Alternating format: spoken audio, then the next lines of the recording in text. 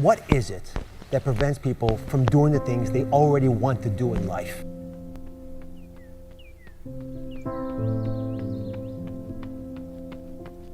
The most basic answer, I'm sorry it's so simple, but it's true, it's fear.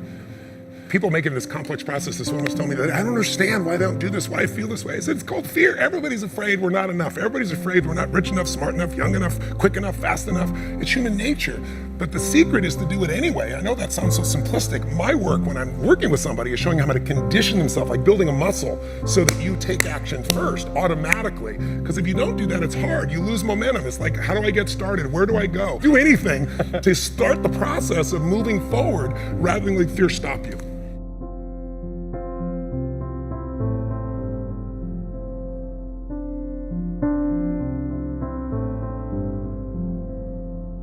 All of you have targets, things that you're after.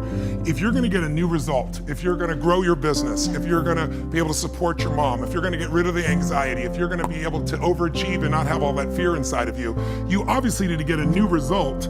You're gonna have to get new action. You don't get new results with old actions doing the same thing. Exactly. What human beings can do is amazing. What they will do is usually disappointing. It's not because we're not capable of it, it's because we don't have new actions because we get in certain emotional states that dominate us, like anxiety, like fear of failure, right? Like the fear of the loss of your mother as an example. So if you're in a state of fear, you're gonna behave very differently and get very different results than if you were in a place of being courageous or bold or warm or connected or playful, any of those.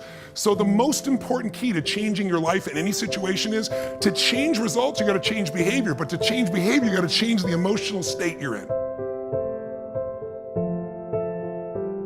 How do you do that when you don't feel like it or it feels overwhelming? There are two ways, and I've done this with the greatest athletes in the world. I've done this with 4 different presidents of the United States. I've done it with billionaire clients.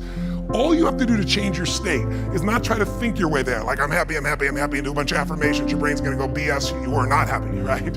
What you need to do is make a radical change in the way you use what we call your physiology. It's a big word, it just means the way you use your physical body. I've taught this for 40 years, and about 3 years ago, Harvard finally did a study where they proved what I did worked, and they called it these power positions. And what they showed was if you stand, everyone can try this, stand up just for a moment if you want, everybody at home can try it as well. So do something really silly, put both your hands on your hips like Wonder Woman or Superman or that stuff, right? If you stand like this and you breathe deep for just 2 minutes, what the science found was that you will absolutely increase your testosterone by 20%, man or woman.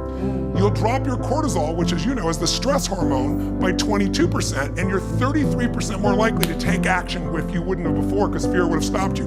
Now, I don't have people just stand like this. I have people move, use their voice, make radical changes in their body. You'll feel it after 2 minutes. Or, somebody who's, puts their arms back like this and their feet up, that'll produce the same state.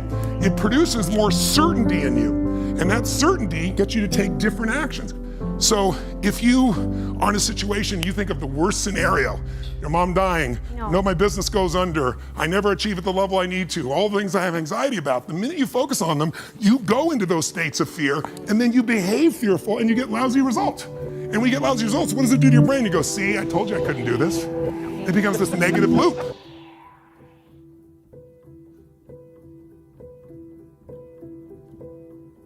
So how do we break out of it?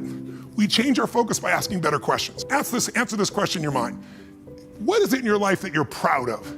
If there's something you could feel really proud of right now by focusing on it, your children, yourself, something you accomplished, you did, how many can think of something you could feel proud of? And I don't mean fake pride, ego pride, like where you're making things up. I mean, well, you really did something you're proud of. Good. Right now, close your eyes and focus on how it feels when you're really proud. Focus on that moment you're proud of. How do you breathe when you feel really proud? And if you're a little kid, what happens to your face when you're really proud? You don't hide it, right? There's that big smile on your face. Think of something that you could be really grateful for or excited, pick either one. Something you could be grateful for, a person, a moment, or something if you wanted to that you could be excited about. Let's use excited for a moment. How many can think of something in your life that if you focused on it, you could feel excited? All right, close your eyes. And just for a moment, all we're doing is changing your focus. Focus on what could excite you. Feel like it's really happening.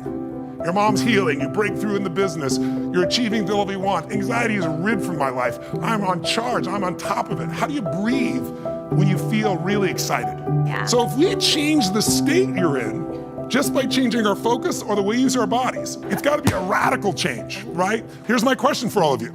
If you focus on what you want, life has probabilities, there's no guarantees, but you increase them when you change your state. And that's really what this is all about. Learning to change your body and learning to change your focus.